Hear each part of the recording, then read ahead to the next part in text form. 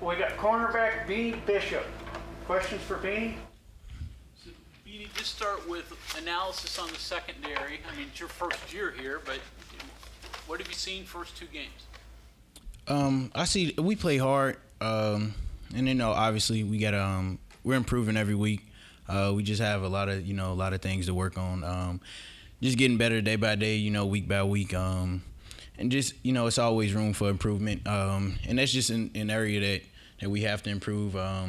This past week, we gave up 200 something yards, and the week before gave up a lot of passing yards, I believe. So just improving, just every aspect of coverage, and being able to tackle and get the ball down.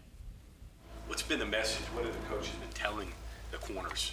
Is there anything particular they say, hey, we got to get better at this? I just think just cover skills, just sticking to our guys, not letting guys get open down the field and stuff like that. And when quarterbacks scramble, stand on the guys, because that's how they made a lot of their plays last week. Quarterback just threw the ball up and just hope for the best, and their guys were out there making plays and catches. So just sticking on our guys. Interception like that. I mean, just the emotion of getting one. Every time you get an interception, it changed the game. Just being able to swing momentum. The crowd erupted and stuff like that. Just being able to make a play in front of the home fans, it was crazy. Just being able to make the play, and like I said, last time I was in front of you guys, told y'all guys we want to lead the nation in takeaways, and I kind of want to be able to lead by example, and any way I can get the ball, interceptions, fumbles, any kind of way, like being able to try to change the game with that. And after the turnover, offense went down and scored, so just one of those things, it's a game changer. Walk us through that, because that was not an easy interception. When you talk about degree of difficulty, I mean, it was like Willie Mays catching the ball in the World Series all those years ago. I mean, you had to keep your head turned around, but you didn't get it around. So talk us through that. It's just, explaining it probably sound like simple, but it's just one of those drills that we work every day. Like we work that drill every day. And it's just about, taking those practice reps, building them up day by day. And then eventually, you never know when, but eventually it'll come up in a game. Just trusting the technique. And I was able to, locate the ball and it, just kind of dropped and just holding on to it. A lot of my teammates told me they thought I got it caught on, but, just being able to keep my technique and just remain calm and poised and, just do what I've been taught. Looked like you took it out of his hands almost. Yes, sir. Yeah, he tried. We kind of fought for it a little bit. I think he was a little shocked. I seen some of the pictures and, seeing like people's faces, seeing them on the ground and stuff like that. It was kind of crazy. Were you mad you didn't get one or even two at Penn State? Yeah, people tell me, "Oh, you supposed to have this," all of that. But I mean, yeah, I could have that, but I don't try to dwell on the past too much. Do you get a chance at all to look at any film or have any thoughts on Pitt's quarterback, Woody Kurd, and what he brings to the table? We're kind of just still, making corrections from last week, and going into this week, we're gonna watch a lot of film and then see what's the strengths and weaknesses. Watch a little bit of the Cincinnati game. Do you guys expect, because you did go into the season thinking the defense is secondary a lot better. You talked about wanting to lead in takeaways, and then had some, hiccups in the first two games. So do you expect a veteran quarterback, especially like that, to test you guys out? Yeah, for sure. I think every game, especially since we play in the Big 12, it's going to be a lot of passing. So I feel like a lot of it's going to fall on the secondary. We're just trying to gel together, watching film and stuff like that, and improve on coverage skills, like I said. And I think teams are going to try to attack us, but we're ready. We know what's going to come, so we're just preparing every week. What's the biggest rivalry game you've played in before this week? Wisconsin and Minnesota for the Aggies. But I don't think it was as. I mean, it's it's been a long, the rivalry there was long, one of the longest ones, but I don't think it's like as much hate as it is for this rivalry. Like, fans didn't really seem like they cared, but it wasn't like this. Like, we hate Pitt all year round, so it's kind of one of those things. No curse words in the songs, right? Nah, no sir. Have you talked to your guys, like, hey, the corners, I mean, you kind of become kind of the leader.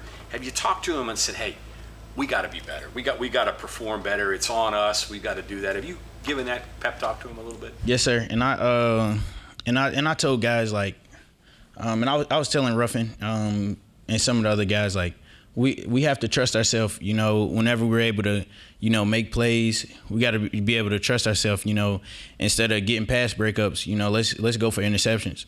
Like, you don't want to, like, those average guys get pass breakups. You want to go to the NFL, you want to, get takeaways in any way possible. So, pass breakups are okay. It's being an average corner.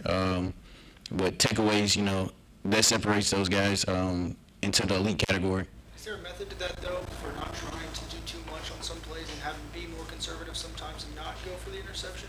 Yeah, but, you just got to trust your technique and those kind of things. I don't think coach would be mad at you for being aggressive, but at the same time, not going out of your way to try to make a play, and then you try to do way too much and do something else and cause more harm than good. Can you talk a little bit about controlling, handling emotions of a cornerback? I mean, you make the interception, it's great, but you dropped one in the previous game. Yeah, how is that? How do you handle the emotions of it? I always just try to, don't be too high and don't be too low. Stay pretty even keel, have poise at the end of the day. So whether give up a catch, break the ball up, get an interception, it's always next play mentality. You don't want to go in a play holding your head down, because offense coordinators, they look at the stuff like that. You moping around and you look sad and all of that kind of stuff. They're gonna keep going at you, so just trying to stay even keel. How do you teach yourself that lesson? You learn it. And coaches say it all the time, just seeing the guys, like seeing some of my teammates like hold their head down, and then next thing you know, the offense keep going at that guy. So just learning it that way instead of learning it the hard way, where being sad and all of that stuff and get picked on. So You have a bad day where you got picked on anytime? You learned it. I'm guessing maybe you have to do it. Yeah.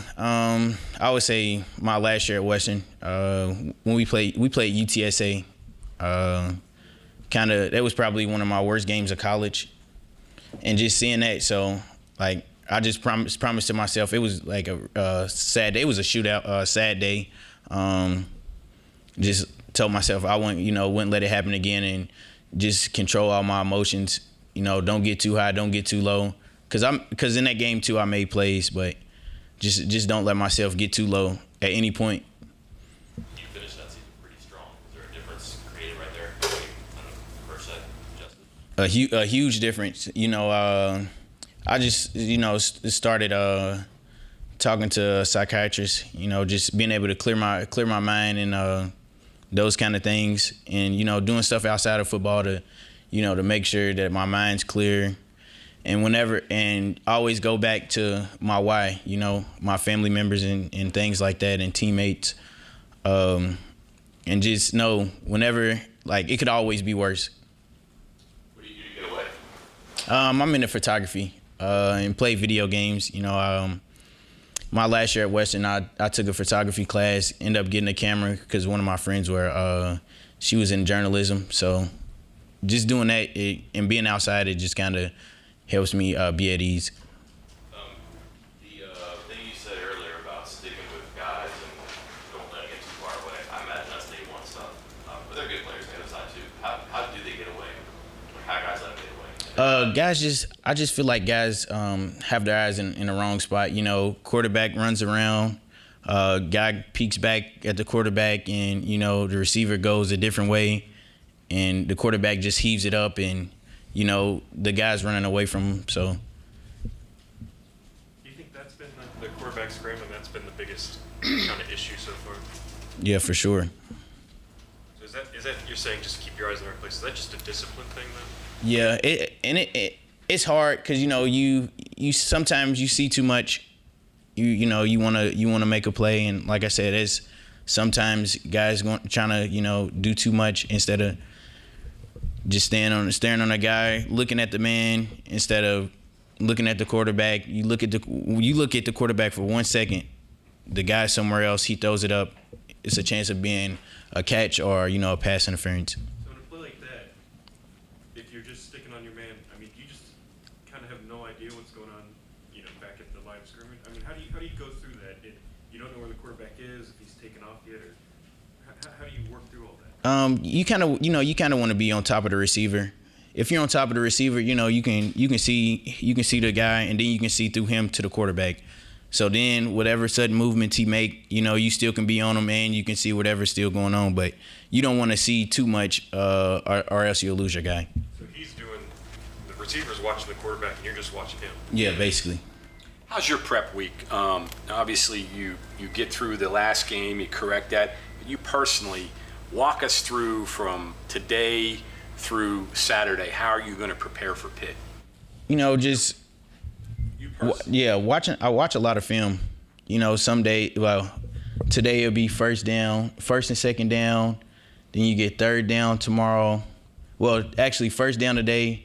Tomorrow will be second down. Okay. Then Thursday, third down, fourth down, stuff like that. And then eventually getting to break it up, look at their top formations and things like that, top pass concepts, top runs. We already went over some of the receivers that they have or tight ends, things like that. That's how I kind of watch film. And then, staying on top of my body, doing all kind of recovery stuff like that, with all the modalities that we have downstairs. So like maybe Friday is review. When do you start reviewing all the things that you build up through the week? Is that when you start? Or? I'll say Thursday after practice, and Friday, we do like quizzes and tips and stuff like that. Okay. So growing up in Kentucky, did you know anything about West Virginia Pitt rivalry? And do players like playing in rivalries? I mean, you think about this more than just a regular Saturday? Growing up in Louisville, I didn't really hear about it too much. Not that I can remember. What was the second question again? And just in general, a rivalry game. Do you get more jacked up for a rivalry game than a normal game, or Saturday is Saturday once you get out there?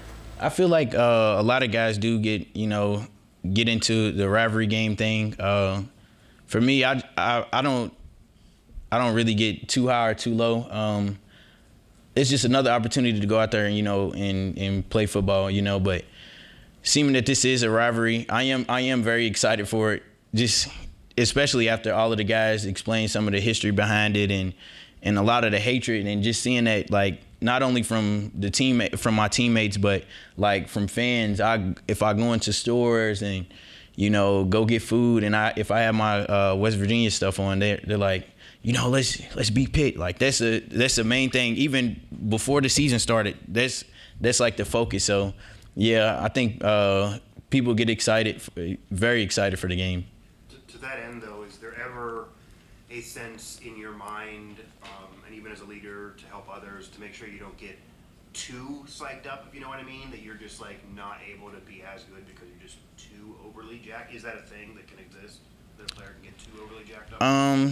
I think so, because some guys, get bought into the hype of the game, and then start doing other things that that's like out of their control, like trying to make more play, trying to make plays out of position and stuff like that. So yeah, I do think it's a thing, but just trying to tell those guys, just do your job. At the end of the day, you just have to do your job. You're 111th, and everything else will fall into place. Have you had games at Western that seemed like more of a rivalry game than the games you had in Minnesota? Yeah, the Marshall game, when we played Marshall, hated those guys. But yeah, that would probably be the biggest rivalry that we had.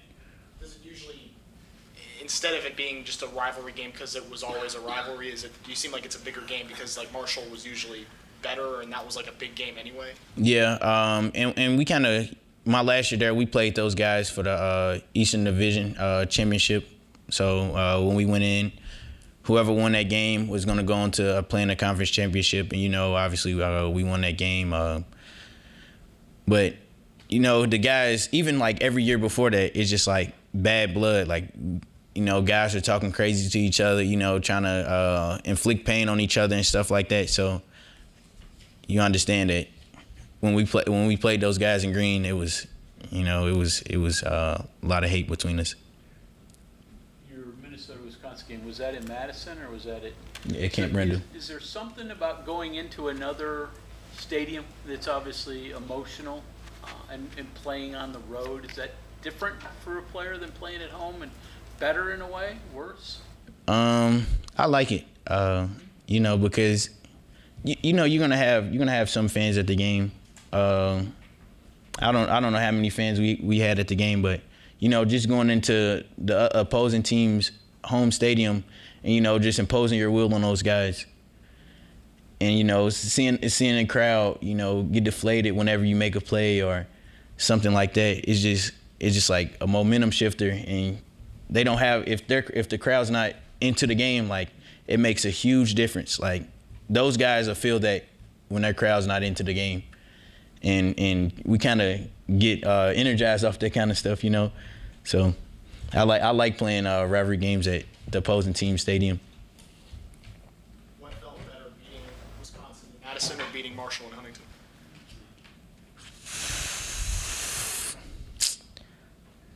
I want to say beating Marshall.